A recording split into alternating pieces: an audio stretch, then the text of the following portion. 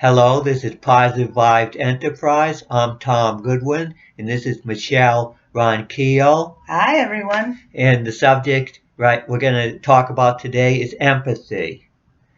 And often people, they have rough lives. They overcome a lot. They may have dealt with certain addictions and really, oh, woe is me, all that kind of stuff.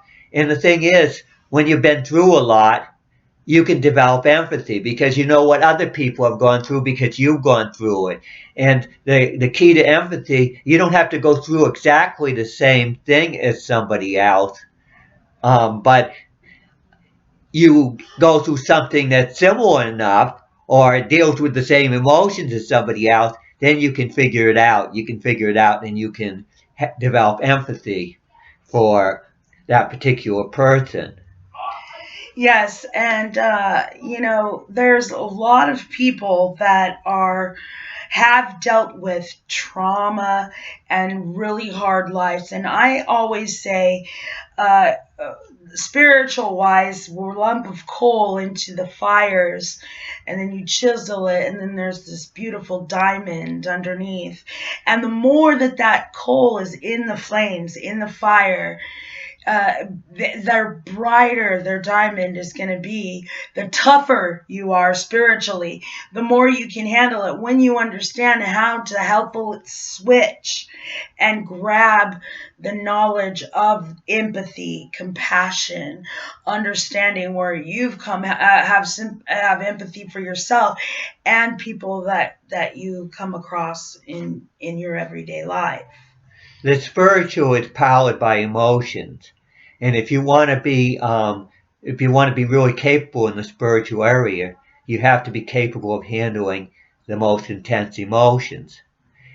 Well, meaning that you don't let them get to you. You can, and there's a large range of how much people feel things. Some people say we all go through the same, but it's not true. Right. If you listen to people's passion, you can tell that some people have been through an awful lot more than other people. And I'm adding a little bit of intensity here because that's what makes the difference is that Exactly. some people have, when they speak about what they've been through, you can tell that they've been through an awful lot. And then some people, oh, my husband didn't give me the flour he gives me every day, or, some little thing, the toilet paper wasn't put exactly right. Oh, my day is ruined. Right. The pen I have ran out of ink and it took me a while to find a new pen. There's a lot of trivial stuff that some people, that is their challenges in life. While there are some people that are struggling to get enough to eat to feed their children, and their problems are very serious. And um, they're in survival mode and they become strong warriors, like pirates. We don't want to get into labels, but the ones that are tough spiritually, the ones that are out there hustling to be a good person and provide for their families, are the leaders that are going to make a difference because they can empathize with the other people that are down on their lucks in those trenches, making the love of their heart shine out, even though it's a rough world. Well, the reason I mention the people that doesn't take much to ruin their day at all because they're used to not having that much struggle in their life, obviously. The reason I mention them is they're going to tell me I don't have empathy for them.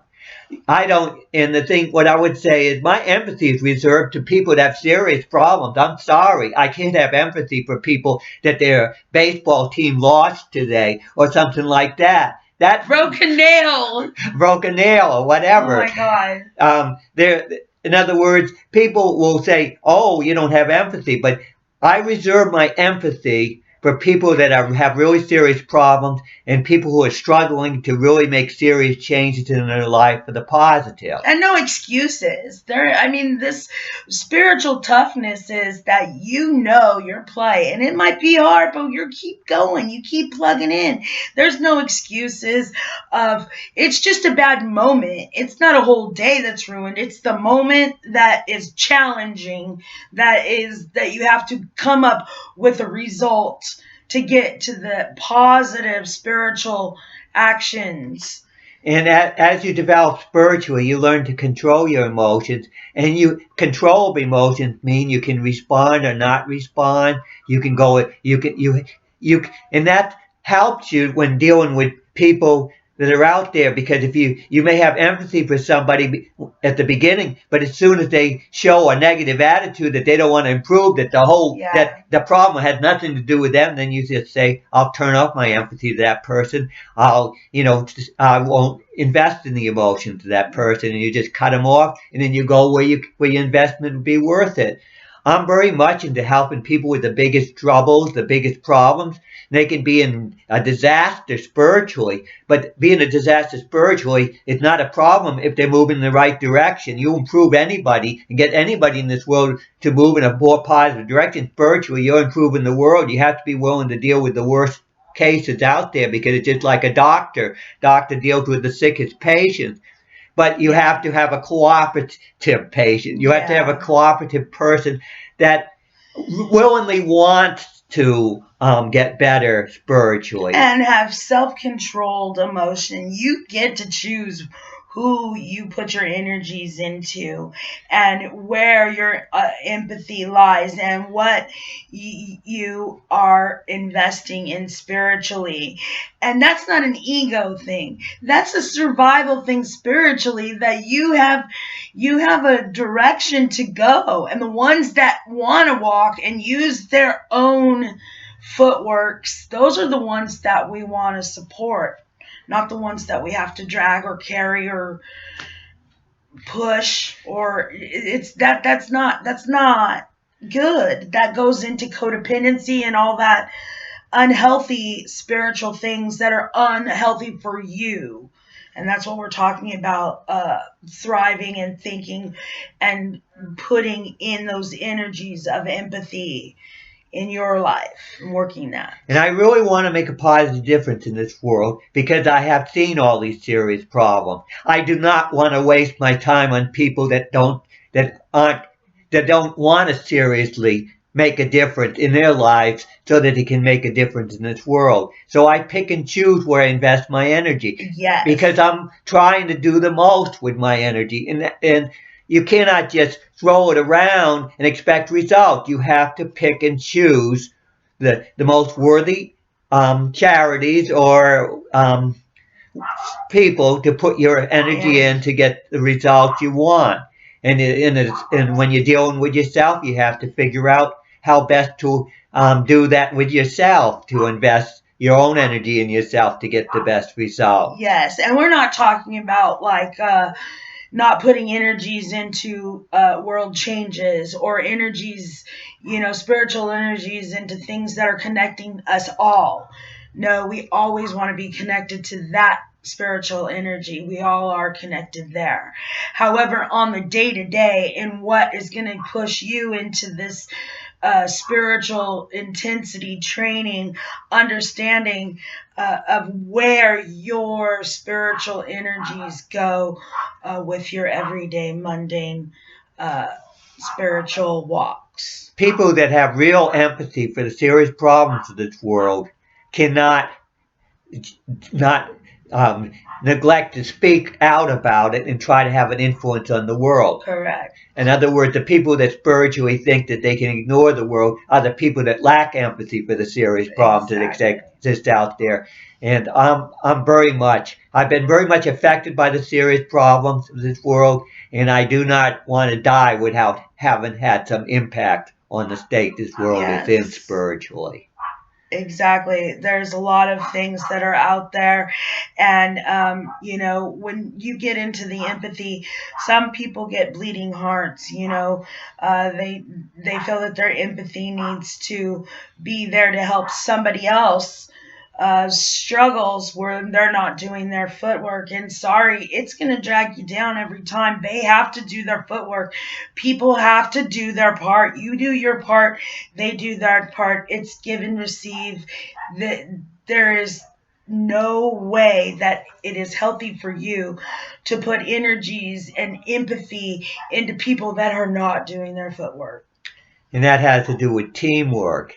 When you need to work at the team and you need everybody on the team doing their part. And when you relate to another person, you expect a certain teamwork in cooperation in order to be helpful to them and for them to be helpful to you in some way, because it tends to be a two-way street. Whoever you help people, you're going to get goodwill, and they're going to actually the energy that they get and the development they get is going to get passed on to other people, and it's going to continue the positive movement spiritually. Yes. And that's what it's all about. And it is very important as a pirate.